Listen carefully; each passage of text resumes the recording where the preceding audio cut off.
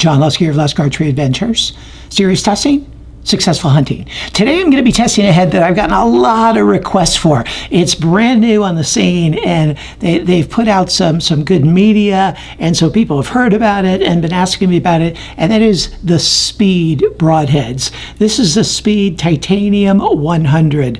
I look forward to putting this head to the test, and I will say that I've been waiting a little bit because I knew they were making some modifications, which most broadhead companies do that. They put something out, and then as they get feedback, as they get a lot of more real-world results and tweak it, they make little tweaks here and there, and they don't advertise each of the tweaks because there's a lot of little tweaks, but they're constantly evolving. And I knew they were doing that, so I waited just a little bit to benefit from these recent tweaks they've made, and I'm ready to put it to the test today.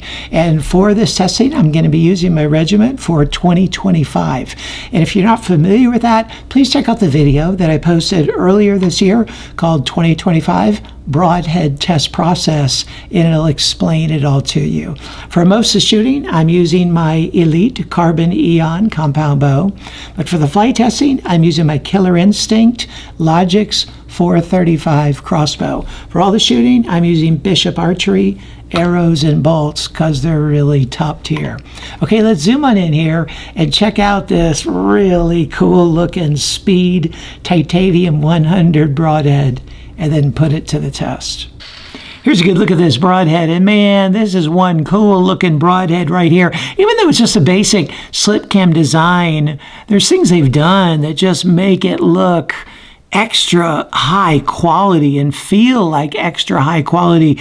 When you take it out of the box, it's like I've said of a few other heads, you don't wonder where your money went. I mean, it just feels like it was well spent. I was impressed right off the bat from the craftsmanship and machining and everything else. Okay, well, let's dive into it. First of all, the materials. So it's got a grade 5 titanium ferrule, all one piece. It goes into the tip, and it's got a PVD coating on it, and it's got two like grooves on each side, make it kind of a chisel tip, and those can aid in flight. They can aid a bit in penetration, a bit in bloodletting. They probably aid the most in just the cool factor. They just look really cool. And you know, when you're sitting there for hours and hours on stand, just staring at your arrow and at your broadhead, you want to feel like it's gonna kill something. You want to have that cool factor and just look down and get inspired, and you're definitely gonna feel that with this.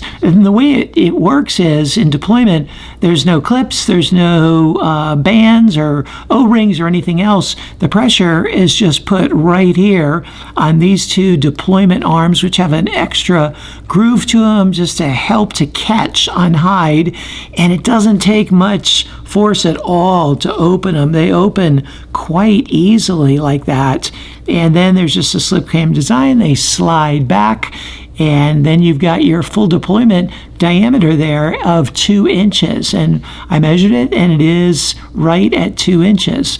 So really impressed with that. Oh, and the blades are stainless steel. They're 0.039 inches thick, but by my measurements came in at over 0.040 inches thick. So nice thick blades, and you can see they're quite supported here in this design. So I imagine the blades are going to be pretty durable with that thickness and that support. My only question about durability would be in the ferrule itself. You can see when the blades are open, you see how vented that ferrule is right there. With a hard impact or with an angled impact, I wonder how durable that's going to be. Probably not going to be an issue at all in a hunting situation, but I wonder in my testing if anything's going to be revealed in that. I'm curious. But man, really well designed, well constructed broadhead, looks super cool. Oh, and for resharpening, I would use the Stay Sharp guide called The Answer. That's their new one. That's like a catch-all, and I think it would work really well with the Speed broadheads. Look forward to putting it to the test and seeing how it's going to perform.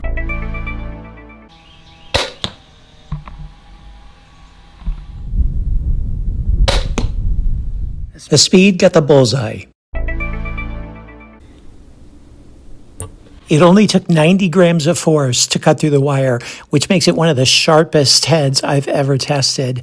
And it gets a 10 on a 10-point scale, plus a proportional bonus of 1.1 for being under the threshold of 200.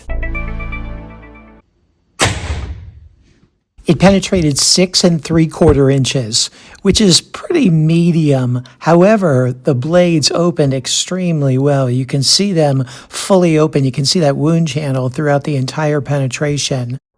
And when you look at the entrance hole, it opened really well upon impact also. It took an additional 72 grams of force to cut through the wire, which is an 8.56 on a 10-point scale. It penetrated through 55 layers, which is a 7.86 on a 10-point scale. The head is in pristine condition after the 3 shots through the MDF. Here it is after the 2 shots through the steel plate, and there's a couple things I really want to draw attention to. First of all, in terms of durability, which this is a durability test, you can see that it held together fine. I mean, the blades did not break off, the ferrule did not bend. There's a little bit of bending to one of the blades, a bit of edge chatter, as you can see on the blades themselves. Tip got a little bit blunted, but man, they held together really well through the steel plate. There's not very many mechanical broadheads that can hold up to 2 shots through the steel plate. Even a number of fixed blade heads cannot hold up to 2 shots through the steel plate. So that's pretty impressive in and of itself. But even more impressive to me is the size of these holes. I mean, these blades opened so fast that they were able to cut through the steel plate. Usually with mechanical broadheads, they'll have a much shorter cut in the steel plate because they're not able to open fully because of the pressure on the steel plate while they're opening. But these did. I mean, their opening feature is just pretty remarkable. And man, these slices, even in the steel plate, are really impressive, as is the durability of the head itself.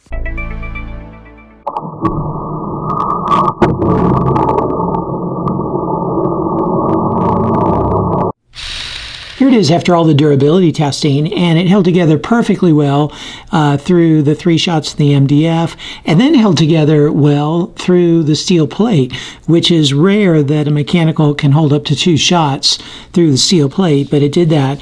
However, into the cinder block, you saw that it broke off, and it's interesting that everything stayed intact with the main part of the broadhead. That's pretty rare. Usually there's kind of an explosive impact if it's going to break. Otherwise, it just bends. I think it just was bending and then just had a little too much and broke off right there. The ferrule is pretty vented, as you can see, and so on a really hard impact, or if there's any angle to it, that's going to be a challenge. But again, this is cinder block. Okay, this isn't an animal. This is just accounts for 3% of the overall score. I was really impressed with the durability through the MDF and the steel plate. And I should note too that it did penetrate really deeply. It took me 80 hits with a hammer and chisel to get it out. Okay, I counted them because I do like 10 from each direction. So 80, it went so deeply into the cinder block. So overall, definitely above average durability for a mechanical, pretty much for any broadhead, but definitely for a mechanical. So what'd you think? It performed better than I expected. And, it's a basic slip cam design, but they've added some tweaks to it that are really impressive. Especially was impressed by the sharpness. The out-of-the-box sharpness was one of the sharpest that I've tested so far. I really like the way they've done this chisel tip, and I like the way it opens so readily. I mean, man, in every medium, boom, it fully opened and stayed open throughout all the penetrating.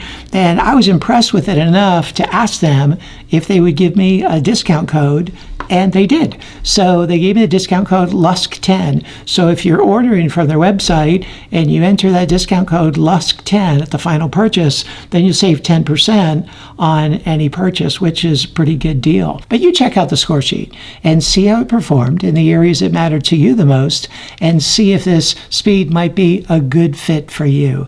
And stay tuned for the overall cumulative score, as well as the corresponding LUSK grade. And also stay tuned for a list of all the discount codes, like speed, that I can offer to you just to help you save some money. Hey, thanks for tuning in. Look forward to seeing you next time.